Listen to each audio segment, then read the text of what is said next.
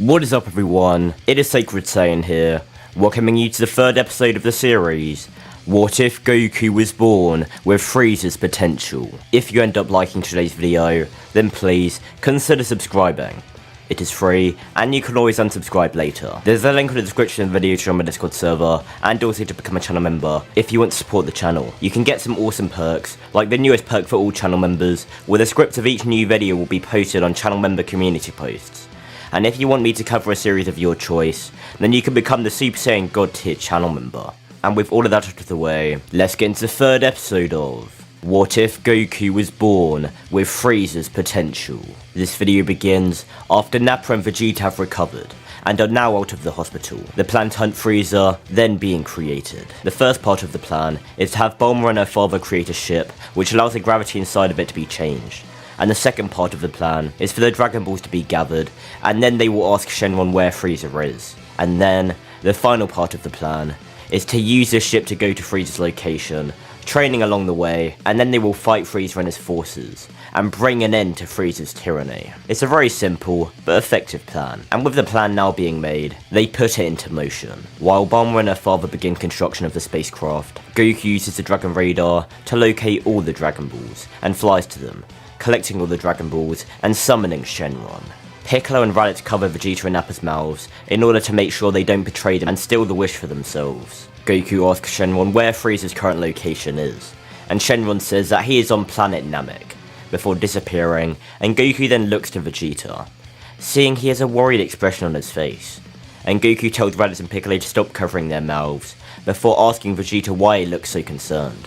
Vegeta says that there were rumours of a magical set of wish-granting orbs on Namek, but they were assumed to be fake. However, after Frieza hearing of those exact same things on Earth through their scouters, and them actually being functional, he must have went to Namek in order to use their Dragon Balls, and get his own wish. Goku isn't worried, saying that just means they have to get to Namek before he makes that wish, and luckily, the ship is finished being made, so they can start to head there right now. So now, the group of Goku, Gohan, Raditz, Piccolo, Nappa, and Vegeta all head to Namek in the gravity ship. Goku and Gohan don't really feel the change in gravity because of how exponentially stronger they are compared to everyone else.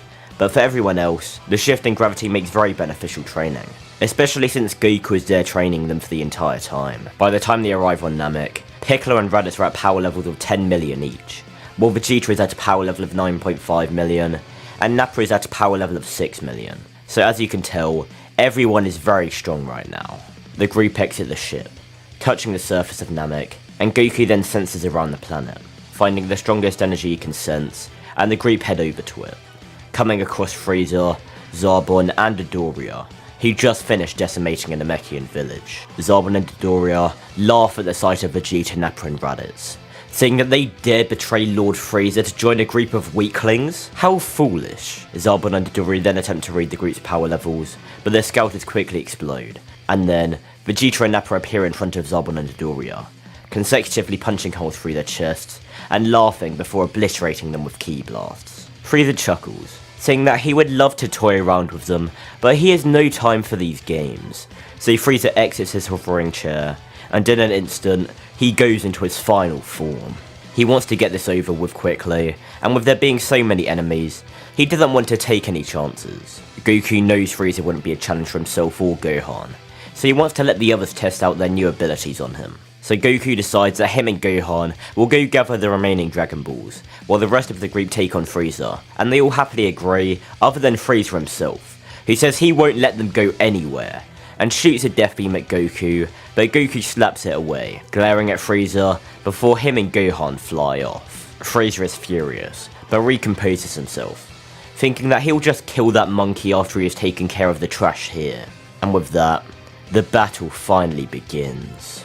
Vegeta and Nappa are the first to rush at Frieza, Frieza dodging all of their punches, before Frieza grabs Vegeta's arm with his tail, and throws him into Nappa. Piccolo and Raditz then firing their respective beam attacks at Frieza, which Frieza avoids, and then shoots a flurry of death beams at Piccolo and Raditz, with Piccolo putting his arm in the way of all the beams, which greatly damages Piccolo's arm, but Piccolo then just rips his arm off, and grows back a new one. Piccolo then stretches his arm in the direction of Frieza, Raditz running up Piccolo's arm, while Vegeta distracts Frieza with a flurry of ki blasts, and Nappa creates a fake moon. Nappa and Vegeta may no longer have their tails, but Raditz does. So after Raditz reaches the end of Piccolo's arm and jumps above Frieza, Raditz then looks at the fake moon, becoming an Oozaru with a power level of 100 million. And Raditz then lands on Frieza, slamming him into the ground and crushing Frieza under his boot. The fight is seemingly over, the group celebrating as that was surprisingly quick. But then Raditz feels something moving under his foot. Raditz is then thrown into the sky and falls to the ground a small distance away. And in the location Raditz was just standing, Frieza is seen in his 100% power, scuffed up and bloodied, but also enraged, and now boasting a power level of 120 million, surpassing even Raditz in grey tape. Everyone there feels completely outclassed. Raditz is now the only person who's even in the same league as Frieza, but Frieza still greatly overpowers Raditz, and Frieza isn't going to let Raditz live after what he just did to him. Frieza quickly flies over to Raditz, Raditz getting up and punching Frieza, Frieza being pushed back, but then flying towards Raditz once again, avoiding another punch from Raditz, and then flying behind the giant Oozaru, cutting Raditz's tail off with a key attack. But as Raditz is beginning to revert to his base form, he fires a full power mouth beam at Frieza, which hits him dead on, and greatly injures the Emperor, while Raditz is now back in his base form. Everyone now rushes at the injured Frieza in unison, Frieza still having the power to greatly damage everyone present, and the only one left standing is Piccolo, due to his insane regeneration. Frieza decides to finally deal with this pest, lifting Piccolo into the air with telekinesis, and everyone watches as Frieza makes Piccolo explode into nothingness, right in front of them. Frieza then thinks it's time to kill Raditz next, but when Frieza turns to Raditz, he's standing there, staring at the ground and clenching his fists. Raditz and Piccolo grew very close ever since they started their training together. Piccolo was like another brother to Raditz. The entire planet begins to shake as thunder strikes around Raditz. Raditz then looking up and letting out a ferocious roar as his eyes turn blue and his hair turns golden. Vegeta and Nappa both looking shocked, but slightly smiling. Frieza isn't dealing with the average Saiyan warrior anymore. He now has to fight the Super Saiyan.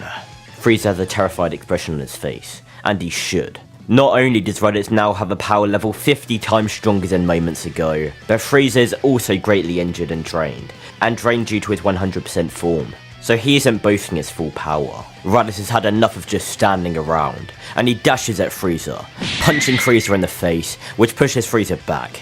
But Raditz catches Frieza's tail before he can go too far, and he then slams Frieza into the ground repeatedly. Raditz then throws Frieza into the sky, firing a super double Sunday, and Frieza screams as he is hit by the beam and completely erased off the face of the planet. Raditz gives a sigh of relief as he then reverts to his base form, laying on the ground completely out of energy and fading in and out of consciousness. Raditz apologizes out loud to Piccolo for not saving him, wishing he unlocked his power sooner, but Raditz is then completely shocked as he hears Piccolo's voice telling him to man up, and Raditz's vision then clears as he sees Piccolo standing over him.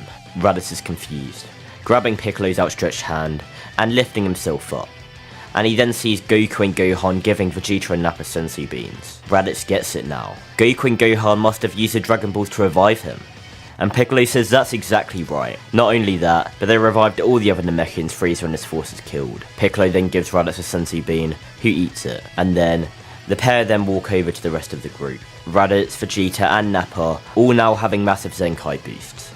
And Goku congratulates them all on defeating Frieza. Goku especially congratulating Raditz on that cool new power of his. Raditz thanking his brother, but saying it still doesn't let him hold a candle to him. And Goku says that may be so, but who knows how strong Raditz will be able to become with that form.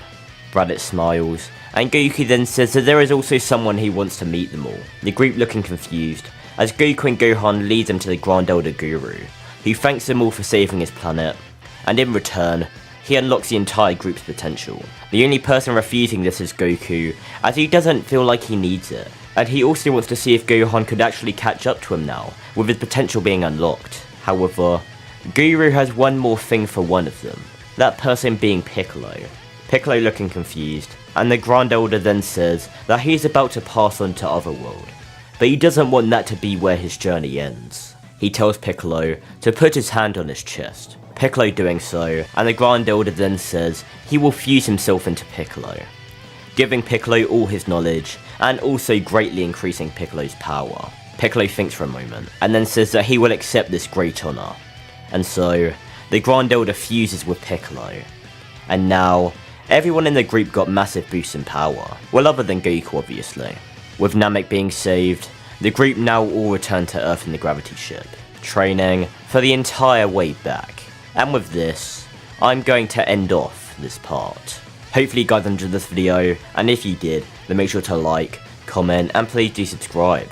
It is quick and easy to do. Also, I want to give a huge thank you to Mega Exo, Boldemir Garcia, Yeti Myth, Camo Ren, Jonathan Way, and All Might for becoming channel members. If you want to be shouted out at the end of a video, and get other perks like the channel members here, then there is a link in the description down below to become a channel member. It greatly supports me, and it helps me immensely. With all that out of the way, hope to see you all in the next episode of What If Goku Was Born with FRIEZA'S Potential.